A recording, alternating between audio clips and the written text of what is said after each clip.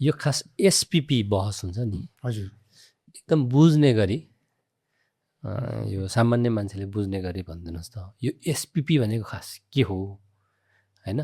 यदि यो अहिले दाबी गरे जसरी नेपालमा यो लागू हुने सम्भावना कति देख्नुहुन्छ?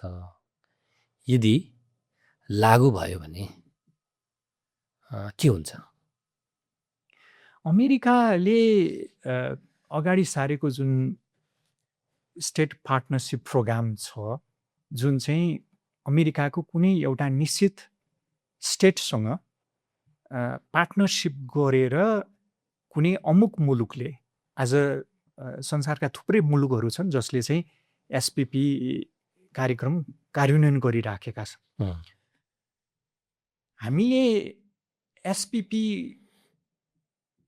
भनेको सम्बन्धित देशको तत्त मुलुकको कस्तो प्रकारको क्षमता अभिवृद्धि गर्ने, सुरक्षासँग सम्बन्धित हुन पनि सक्ने भयो, त्यो प्राकृतिक प्रकोपहरूसँग सम्बन्धित पनि हुन सक्ने भयो, त्यो प्रकारको एउटा सुरक्षासँग सम्बन्धित एउटा अवधारणा हो। भलै त्यो ठुलो सुरक्षा अवधारणा नहुन सक्छ।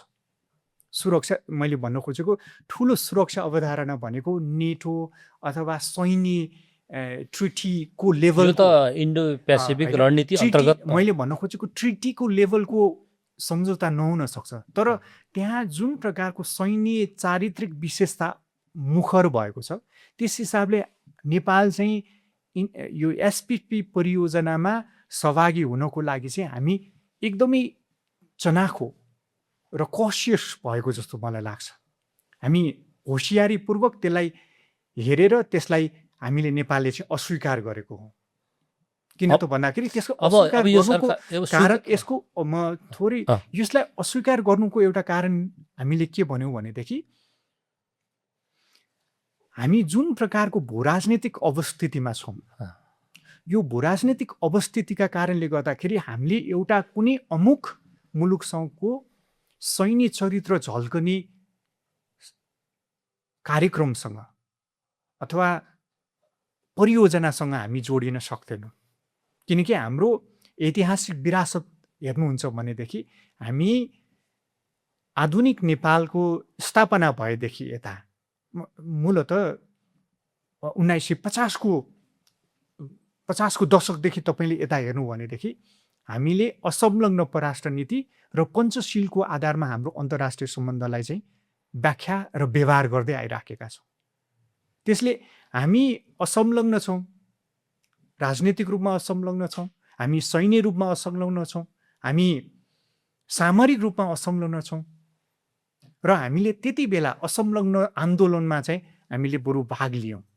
किनकि हामी कुनै पनि राजनीतिक चरित्रको, सैन्य चरित्रको अथवा रक्षा चरित्रको चाहिँ सैनिक गठबन्धनमा भाग लिँदैनौँ भन्यौँ। त्यसले गर्दाखेरि मलाई लाग्छ एउटा हाम्रो ऐतिहासिक विरासत र अभ्यासका कारणले गर्दाखेरि हामी कुनै पनि मुलुकले अगाडि सारेको सैन्य चरित्रमा हामी समावेश हुन सक्दैनौँ।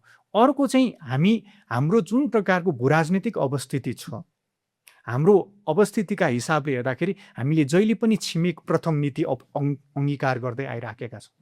हाम्रा दुईवटा जुन छिमेकी राष्ट्रहरू छन्, उनीहरूका आफ्नै प्रकारका सुरक्षा चासोहरू छन्। हाम्रो पनि उनीहरूसँग छ, उनीहरूको पनि हामीसँग चाहिँ नेपालसँग जोडिएका सुरक्षा चासो छ। त्यसैले गर्दाखेरि हामी कुनै पनि एउटा अमुक मुलुकसँग सैन्य सामरिक चरित्रको संरचनामा जाने कुरा चाहिँ जोखिमपूर्ण हुन सक्छ। यो मैले बुझेँ तपाईँको।